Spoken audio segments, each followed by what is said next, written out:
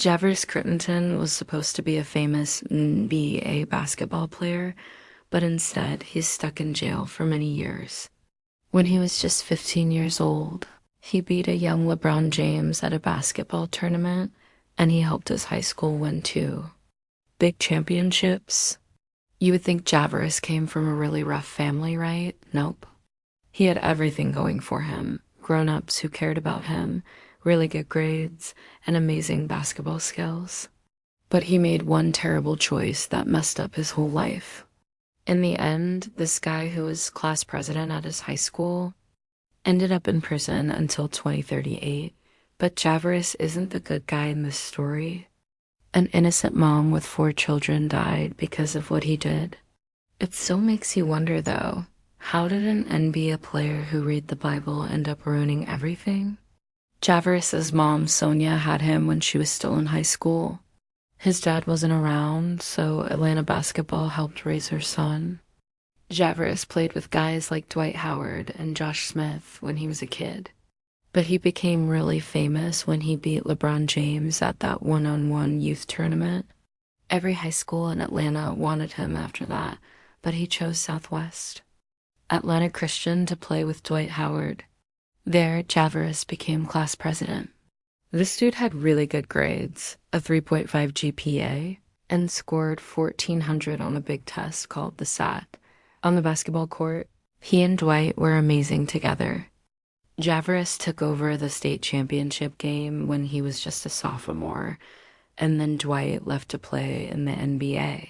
When Javerse was a senior, he scored 29 points, got 9 assists, and grabbed 7 rebounds per game, plus won another state championship. Javerse was named the best basketball player in all of Georgia and got picked for the McDonald's All-American game. After 1 year playing college basketball at Georgia Tech, the Lakers picked him 19th in the draft, and he moved out of Atlanta for the first time with his girlfriend Mia. Imagine living your dream in Los Angeles playing with Kobe Bryant, but still not being happy with how much you get to play in the NBA. Phil Jackson told reporters that Javerse needed to be patient, but he wasn't a patient young man. Javerse barely got to play in 12 of the first 30 games for the Lakers. Then he finally had a great game, scoring 19 points in just 23 minutes and making 7 out of 9 shots.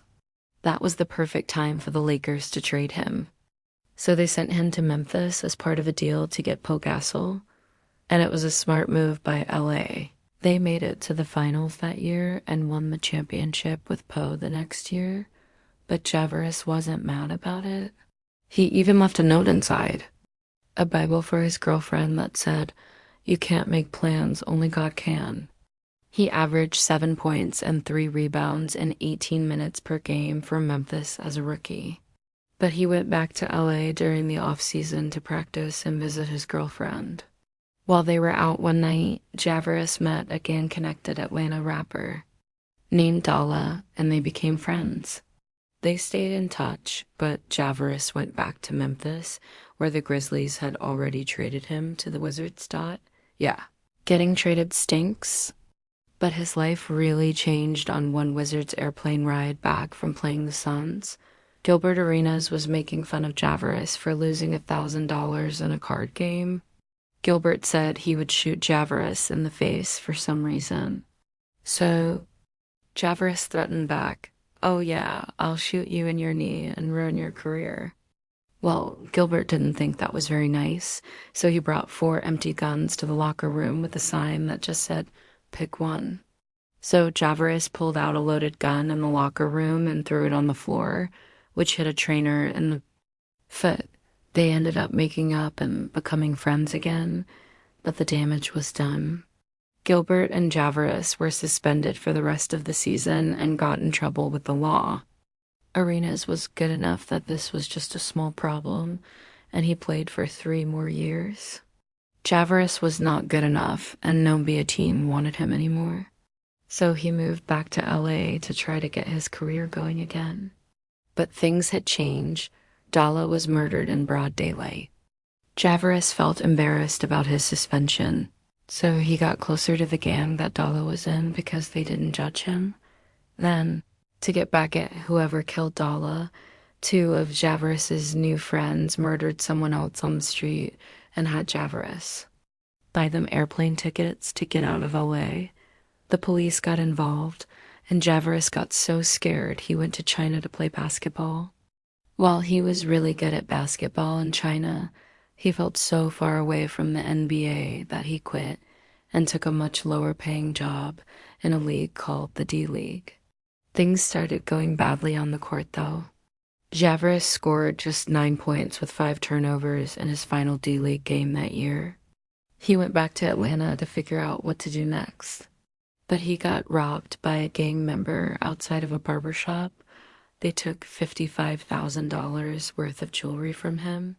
That really hurt because Javerus had no money coming in at this time and was almost broke dot, so Javerus and his brother decided to get revenge. They rented a car and found the man who had robbed them walking around one Saturday night. He was walking with a woman who we now know had 4 kids. When Javerus pointed the gun out of that car window, the gang member used that woman like a human shield, and she got shot in the thigh, which cut a major blood vessel. She died later at the hospital, and the police started investigating. Several people who saw it happen said it was Javerus, and police eventually found the rental car with gunpowder residue in the back seat. They arrested him, but they didn't find the weapon inside his apartment, so Javerus was let out on bail. Soon after, he moved back to LA, got back involved with the gang, and because he needed money, he decided to be a drug runner, moving drugs from the East Coast to the West Coast. The problem was the FBI had tapped a phone and they arrested 13 people involved with the drug scheme, including Javerus. He was sent back to Atlanta, and instead of fighting the case, he just said he was guilty of the murder, and he was sentenced to 23 years in prison. Now, doing research for this story, I read that Javerus joined the gang because he needed protection. As a Laker, I think that's totally wrong. He joined them when he went back to LA after already being traded to the Grizzlies because he made friends at that nightclub. He didn't join a gang when he was a rookie as a Laker. He did though start carrying a gun after getting robbed as a rookie, and that's why he had one during the locker room incident with Gilbert Arenas. And Arenas actually says he still talks to Javerus on the phone all the time, and they talk about basketball. Javerus wants to know how Steph Curry is playing and who is competing for the championship. But Arenas says Javerus is actually a good guy who just got caught up with the wrong people and got unlucky to be suspended.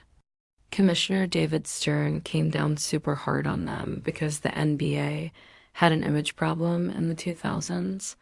I mean, after the big fight at the Palace, the last thing they needed was a gun incident in the locker room.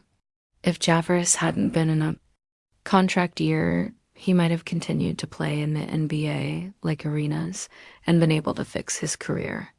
But instead, he never played again. We'll never know if Javerus would have been a decent player after he found his role in the league. But he only had a 2-year career on 3 teams before getting blacklisted after the Gilbert Arenas thing. But still, even though this dude is in prison after being a star student in high school or whatever, the only person I actually feel bad for is that woman who lost her life and also her 4 kids who are growing up without a mom. But Javerus will not be free until the year 2038. Speaking of the big fight at the Palace, we always hear it from the side of the fans in the league and how it put a black mark on the league. But whatever happened to Jermaine O'Neal? People talk about Ron Artest all the time because it all started with him. But dude, Jermaine also got suspended. Jermaine had this crazy flying punch that people forget about. And what's really inspiring is what happened to Jermaine after that. And I made a whole video about it here.